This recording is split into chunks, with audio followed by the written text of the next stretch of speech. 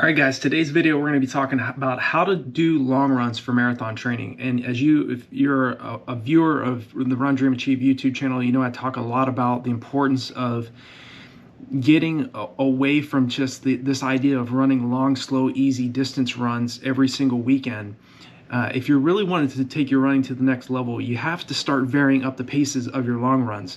And I say this is because I was able to lower my personal best for the marathon from 2:43.36 down to 2:19.35 on account of these particular 4 key areas that I'm going to be talking about in this video. I think the idea of stressing the aerobic and anaerobic systems of the body is absolutely critical if you want to run faster for your chosen event. The long run is without question the most difficult workout I did when I was training for the 5K all the way up to the marathon, especially for the marathon distance. I started really making big gains in my performances because I got away from just running, doing long runs between like 6:30 and 7-minute mile pace. And I started doing long runs where I would break up the paces. And I'll discuss that in this particular video. But the first thing I want you to keep in mind is, first and foremost, is knowing that it takes time for your body to adapt to what you're throwing at it. So what I would do is focus on training at specific paces for 4-week segments. So if you're doing a 4-month block of training, which all of the training programs and running courses on RunDreamAchieve.com are revolved around 16 weeks. And the reason why it's 16 weeks is that is really sufficient time for you to really prepare properly for training for a 5K all the way up to a marathon distance. You don't want to rush the process of getting in great anaerobic shape. It takes time, it takes effort, and within a 16-week block training, you'll have ebbs and flows. There'll be times where you're just not running very well, and then there's going to be times where you're in like a flow state where everything is just clicking.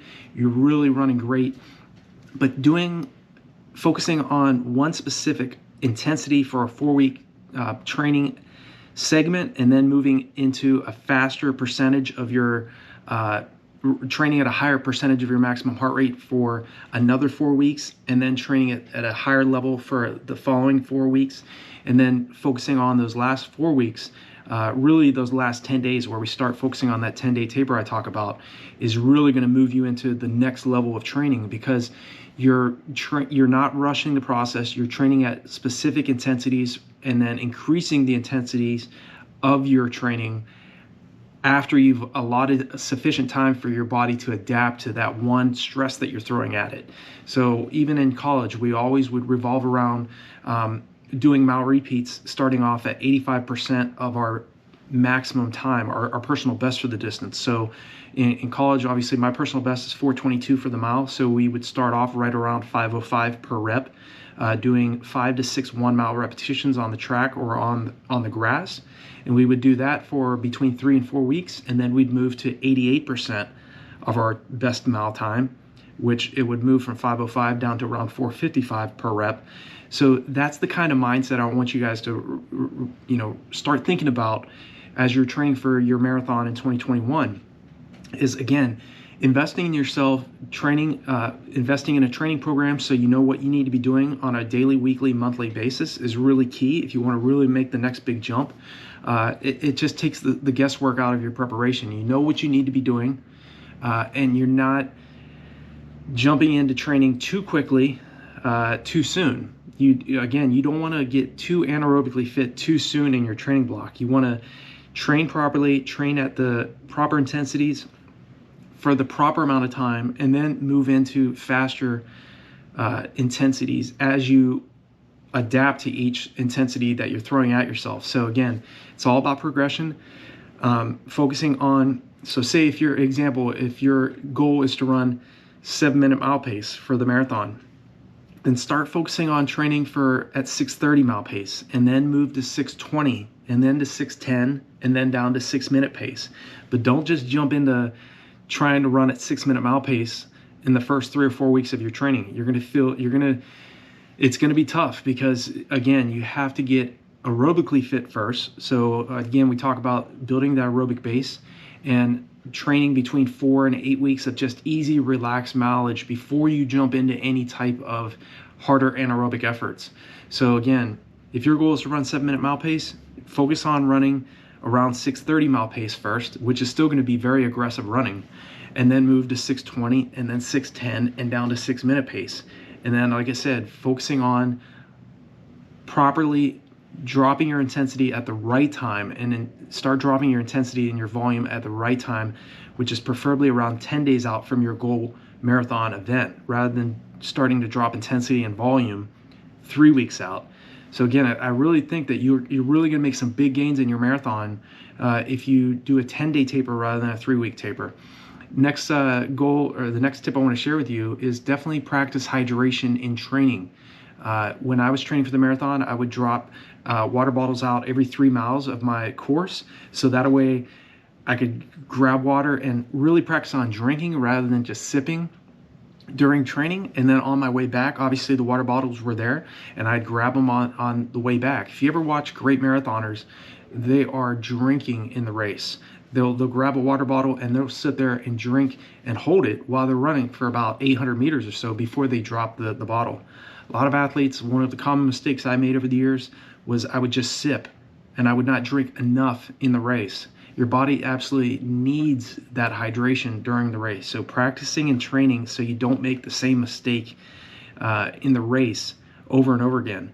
Big reason why a lot of marathoners are performing less than what they're capable of is because they haven't hydrated well enough in the race.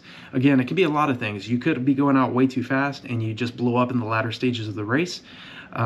But you don't have to experience this so-called wall that we talk about, or athletes experience. I've experienced it too, but a lot of the reasons why I experienced the wall was because, one, I was running too fast, too soon. I wasn't anaerobically fit enough to go and sustain the pace I was going after, which was always very competitive and fast, but running too fast too soon in the race and going after a specific time when you're not anaerobically fit enough to do it are some of the reasons why a lot of athletes don't achieve their particular time they're going for in the marathon distance. It's not like they're not capable of it.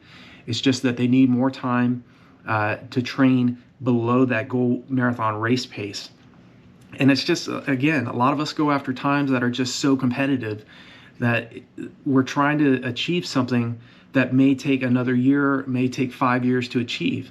So don't beat yourself up about a poor performance or a poor workout. Know that there's going to be poor races. There's going to be poor performances along the way to greatness. So keep those things in mind.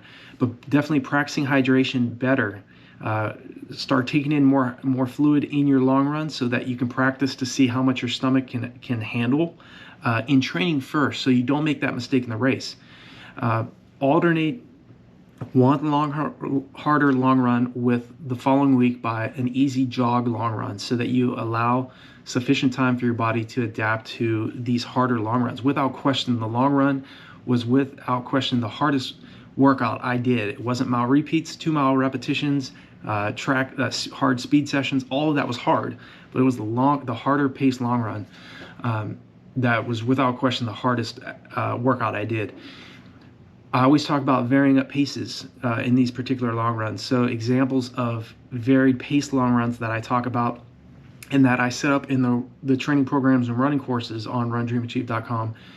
2 examples of the types of workouts I did was a 15-miler where you do a 2-mile warm-up, you do 5 miles at 20 seconds slower than your goal marathon race pace, then you go into 2 miles easy, followed by 1 mile at 30 seconds faster than your goal race pace, closing with 4 miles at goal race pace, and with a 1 mile cool down. So that is the type of how I set up, how it's very, very paces. You're going easy, then you're going at moderate effort, then you're running very hard, then you're allowing yourself a few miles of easy jogging, then you run 1 mile all out, or 1 mile around 30 seconds faster than goal race pace.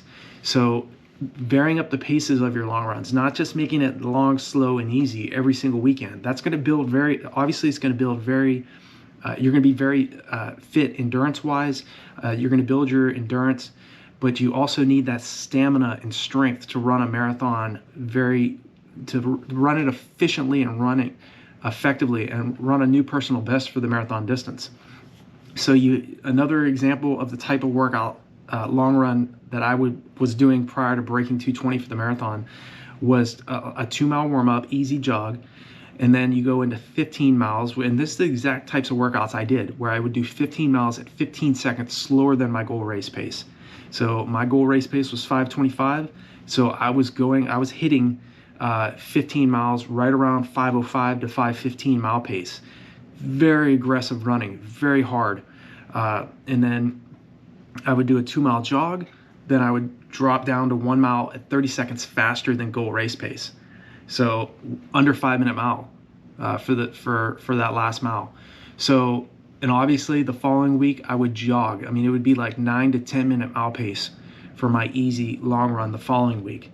Very important. This is so critical. If you want to run a great marathon, I think oftentimes the rest period is even more important than the hard anaerobic workouts that we do. The rest is where all the benefits of our hard work come into play. So if you don't have the same discipline to back off when you know you should be and jogging on your recovery days, you're not going to get as much a high enough return on your investment from all the hard track workouts and harder long runs. If you don't have that same discipline on your easy days. So the best distance runners in the world, all these marathoners that you see on TV that make it look so easy, they know how important the easy days are. I've lived and trained with a 2-time Olympian and Dan Brown, who ended up running 2:11 for the marathon. I've trained with sub 2:10 marathoners from Kenya who literally would jog on their easy days to a point, I mean, it was like 10 to 12-minute mile pace. Very easy running, but the hard days with those guys was so hard. I remember doing a 1-hour fartlek workout with a 2:10 marathoner from Kenya, and it was 1 minute hard, 1 minute easy for an hour. And I still remember I wasn't able to hold with him for a full hour. I was able to hold about 40 minutes with him, but our hard session was around 4:30 mile pace, and the easy section was around 6-minute mile pace. But again, running with him on his easy days, it was just so relaxed, around 10-minute mile pace for the easy recoveries. So that's very important in terms of how to do long runs for marathon training. You vary up the paces, focus on your hydration, focus on training at a specific intensity for 4 weeks before moving into a harder pace, and focus on that pace for 4 weeks. Again, it takes anywhere from around 3 weeks to 4 weeks to really adequately adapt to any stress that you're throwing at your body. So focus on that particular pace for a proper amount of time before you move into the next pace. Always train at, near, or far below goal marathon race pace. If you really want to run effectively and you want to run a great marathon time, be tenacious, be persistent in what you're doing. Know that what you're going after obviously is going to take a great deal of time and effort, and maintain that motivation. Don't lose enthusiasm when you have ups and downs in this training for a marathon. There's nothing easy about marathon training. So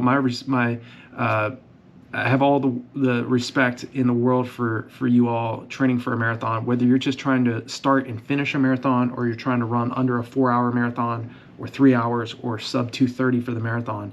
I have the equal amount of respect for anybody that's just trying to start and finish a marathon. It takes a lot of time, takes a lot of effort, but in terms of how to do those long runs, I hope these particular tips have been helpful for you all, because these strategies are what really helped me to go from 2:43 under 2 hours and 20 minutes. So I'm saying that not to impress you all, but to impress upon you what you're capable of doing. Training mentally, visualizing success, spending 10 to 20 minutes each day visualizing what you're wanting to do for the marathon. See yourself getting across the finish line in whatever goal time you're trying to go after. Maybe it's under 3 hours and 30 minutes. Maybe it's under 5 hours. Maybe it's you're trying to get under 2:20 for the marathon, or 2:15 for the marathon. Whatever it is, you also have to really train mentally as well. That's a big piece of marathon success that a lot of athletes neglect. We're always focused on physical training, but very rarely do athletes train sufficiently enough and long enough mentally for success. So feel free to leave me a comment if you all have any questions or concerns about marathon training or any event. If you're new to the channel, hit the subscribe button, the bell icon, so when I make new videos, you'll be notified. And if there's anything else I can help you all out with in your marathon training, reach out to me. I know what you're dealing with. I know how hard it is. And I've experienced a lot of ups and downs in the sport too. I didn't just get to 219. I had 250s. I had 3 O's. I remember running, I think my slowest was 308. I ran many 240s. I ran several times in the 230s. And my second fastest was 226, and I ran 219. So I understand the marathon, and I understand that you don't just run great and fast every time you run the distance. There are a lot of ups and downs in this sport, especially in this particular event. So I hope this video has been helpful for you all, and I'll talk to you all in the next video.